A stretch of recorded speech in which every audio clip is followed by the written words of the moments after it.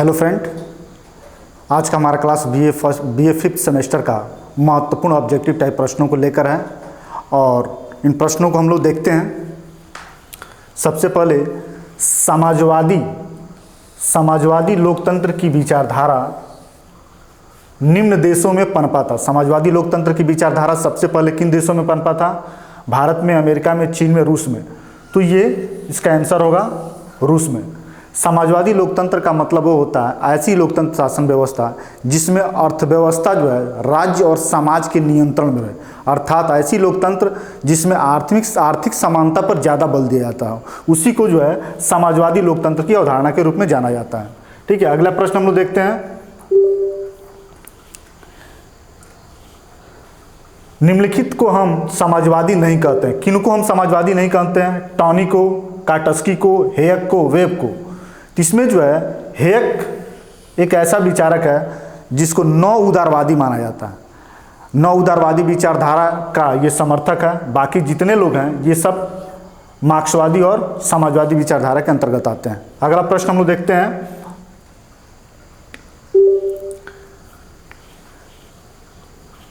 समाजवाद से अभिप्राय आय की समानता से के अतिरिक्त कुछ भी नहीं है। समाजवाद की परिभाषा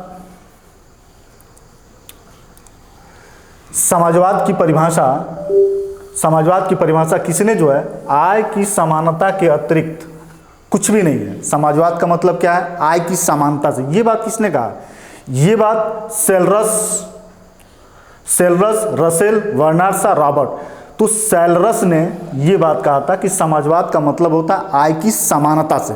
जब भी आय की समानता को समाजवाद से जोड़ा जाए तो ये बात किसने कहा? इस बात को सेलरस ने कहा है। ठीक है, अगला प्रश्न हम लोग देखते हैं। समाजवाद का लक्षण नहीं है। समाजवाद का लक्षण नहीं है पूंजीवाद को प्रोत्साहन देना, पूंजीवाद पर नियंत्रण रखना, पूंजीपतियों की संपत्ति की रक्षा करना, पूंजीपतियों द्वारा सरकार। समाजवाद का लक्षण नहीं है। तो ये जो है पूंजीपतियों पर नियंत्रण, पूंजीवाद को प्रोत्साहन, पूंजीपतियों की संपत्ति की रक्षा, पूंजीपतियों द्वारा सरकार। पूंजीवाद को प्रोत्साहन, पूंजीवाद पर नियंत्रण, पूंजीपतियों की संपत्ति की रक्षा। ये जो है एक्चुअली में समाजवाद का लक्षण नहीं है। तो ये कोई नहीं है, यह भी नहीं है। पूंजीवाद पर नियंत्रण नहीं, पूंजीपतियों की संपत्ति की रक्षा भी नहीं होता है, और पूंजीपतियों द्वारा सरकार यह भी नहीं है। इसमें विकल्प थोड़ा गलत दे दिया है। वास्तव में समाजवाद का लक्षण नहीं है, ये चारों लक्षण है। समाजवाद में पूंजीवाद को कहीं भी संरक्षण नहीं दिया जाता। इसमें थोड़ा सा विकल्प गलत बन गया है। इसको हम लोग अगले वीडियो में थोड़ा देख लेंगे। ठीक है, अगला क्वेश्चन हम लोग देखते हैं।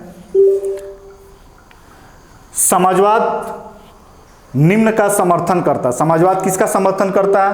तो राज्य की शक्तियों को कम करना, लोकतंत्र का खंडन करना, सामाजिक न्याय का समर्थन करना, स्वतंत्रता को समानता की अपेक्षा अधिक महत्वपूर्ण मानना।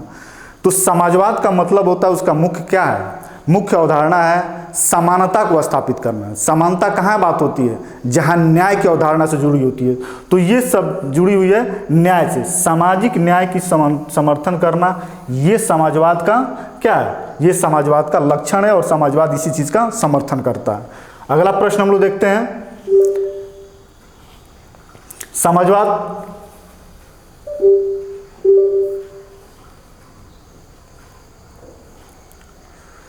उपनिवेशवाद की विशेषताएं। उपनिवेशवाद की क्या विशेषता है? तो कानून और व्यवस्था, औपनिवेशिक शक्तियों की राजनीतिक व्यवस्थाएं अलोकतांत्रिक थे। उपनिवेशवादी सरकार निर्बल थी। उपरोक्त सभी, ये नहीं होगा, उपरोक्त सभी, ये जो है उपनिवेशवाद की विशेषता, ये सभी होगा। कानून और व्यवस्था वहाँ था, औपनिवेशिक शक्तियाँ की राजनीतिक व्यवस्था अलोकतांत्रिक थी। जैसे भारत एक औपनिवेशिक देश था। उस समय जब अंग्रेज भारत पे शासन कर रहे थे तो अंग्रेजों की कानून और व्यवस्था थी, वह जो शक्तियाँ थीं अलोकतांत्रिक थी। औपनिवेशिक सरकार निर्बल थी। वह जो सरकार थी वह काफ़ी निर्बल थी, कभी भी हटने की गुंजाइश उसमें थी। बार बार उसमें विद्रोह हो रहा था कि जो है सरकार को हटाया जाए। तो इसका आंसर होगा उपरोक्त सभी। ठीक है, इसके बाद अगला प्रश्न देखते हैं।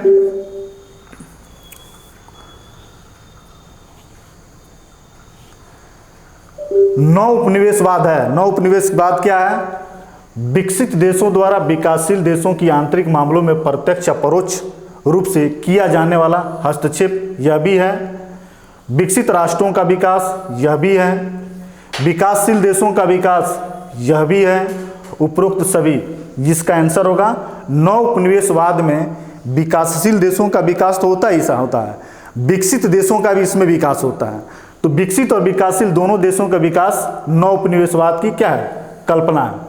नौ उपनिवेशवाद उस उपनिवेशवाद को कहते हैं जहां एक राज्य भौतिक रूप से या बल के आधार पर किसी देश की सत्ता को अपने हाथ में नहीं लेती है, बल्कि एक विकसित राष्ट्र अविकसित देशों या अविकसित राष्ट्रों को आर्थिक मदद करके उसकी शासन व्यवस्था में हस्तक्षेप करती है, उसकी आर्थिक व्यवस्था को और आगे बढ़ाती है। इसी को कहा जाता है नौ उपनिवेशवाद। तो नौ उपनिवेशवाद में जो विकसित अर्थव्यवस्था है अविकसित देशों को आर्थिक मदद देते हैं, तो इस आर्थिक मदद से विकसित राष्ट्रों की विकास तो होती ही होती है, साथ में किसका विकास होता है? विकासशील देशों का भी विकास होता है। यही नौ उपनिवेशवाद की मुख्य अवधारणा है। अगला प्रश्न हम लोग देखते हैं।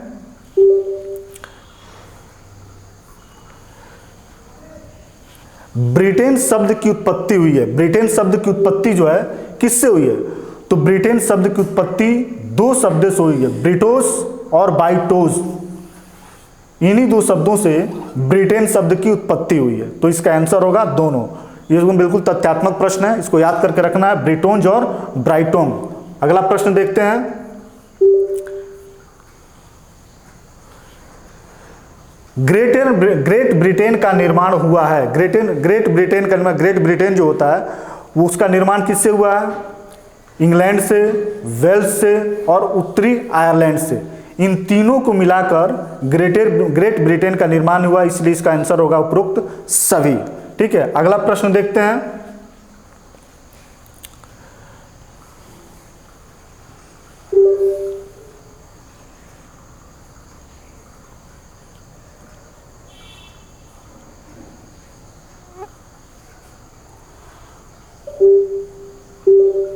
अगला प्रश्न देखते हैं। निम्न में से कौन ब्रिटेन का दार्शनिक नहीं है? ब्रिटेन का दार्शनिक नहीं है। जॉन लॉक ब्रिटेन का रहने वाला है, रूसो, थॉमस हॉब्स, बेंथम। तो थॉमस हॉब्स भी जो है ब्रिटेन का रहने वाला है, बेंथम भी है। रूसो जो है ब्रिटेन का रहने वाला नहीं है, यह जो है फ्रांस का रहने वाला विचारक है। इसलिए कौन ब्रिटेन का दार्शनिक नहीं है? तो इसका आंसर होगा रूसो। ठीक है, इसके बाद अगला प्रश्न देखते हैं।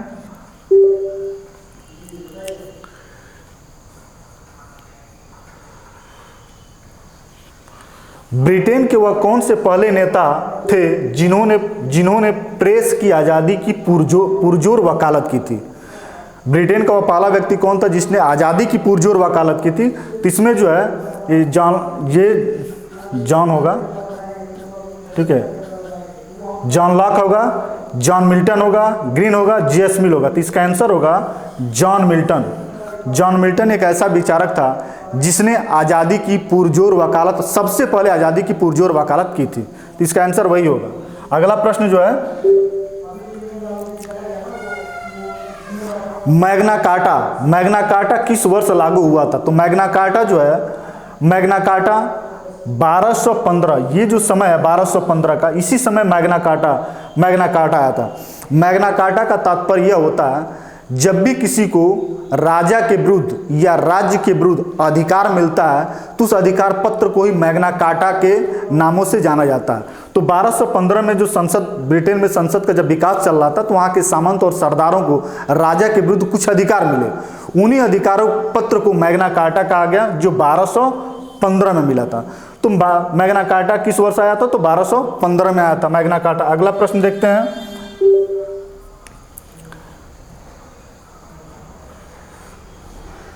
संविदा वे कानून होते हैं जिन्हें पारित, संविदा नहीं संविधियां, ये होगा संविधियां, थोड़ी सी गलती हो गई लिखने के दौरान, संविधियां। ठीक है, संविधियां वे कानून होते हैं जिन्हें पारित किया गया, किसके द्वारा? राजा द्वारा, चर्च द्वारा, संसद द्वारा, राष्ट्रपति द्वारा। तो संविधियां वे होती हैं जिनको संसद पारित करती है। ठीक है, संविधियाँ वे होती है, हम उन कानून को संविधियाँ कहते हैं जो कानून संविधान के प्रावधानों से संबंधित होता है, या तो उसमें संशोधन से संबंधित होता है या उसमें कोई नई चीज़ें जोड़ी जाती हैं, उन्हीं को जो है संविधा या संविधियाँ कहा जाता है। ठीक है, इसके बाद अगला प्रश्न देखते हैं। सामान्य कानून की शुरुआत हुई थी, सामान्य कानून की शुरुआत जो है किसके समय हुई थी? हेनरी द्वितीय के समय, हेनरी अष्टम के समय, महारानी एलिजाबेथ के समय, उपरोक्त में से कोई नहीं। तो हेनरी द्वितीय के समय जो है, इसका आंसर होगा हेनरी द्वितीय के समय ही सामान्य कानून की शुरुआत हुई थी। इसके बाद अगला प्रश्न देखते हैं। ब्रिटिश संविधान की एक प्रमुख विशेषता, यह बहुत ही सरल ही क्वेश्चन है। ब्रिटिश संविधान की एक प्रमुख विशेषता लचीलापन, कठोरता, अपरिवर्तनशीलता, सभी। तो हमें पता होना चाहिए कि ब्रिटेन का जो संविधान है एक जो है विकसित संविधान है, लिखित संविधान नहीं है।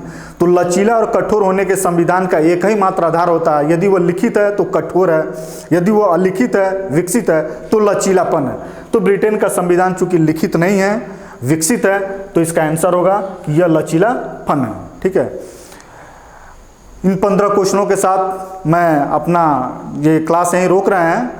बाकी अगले वीडियोज़ में मैं 15 क्वेश्चन ही, कुछ क्वेश्चन अभी सरल हैं, बाद में आपके कुछ अच्छे और कठिन क्वेश्चन भी आएंगे। धन्यवाद।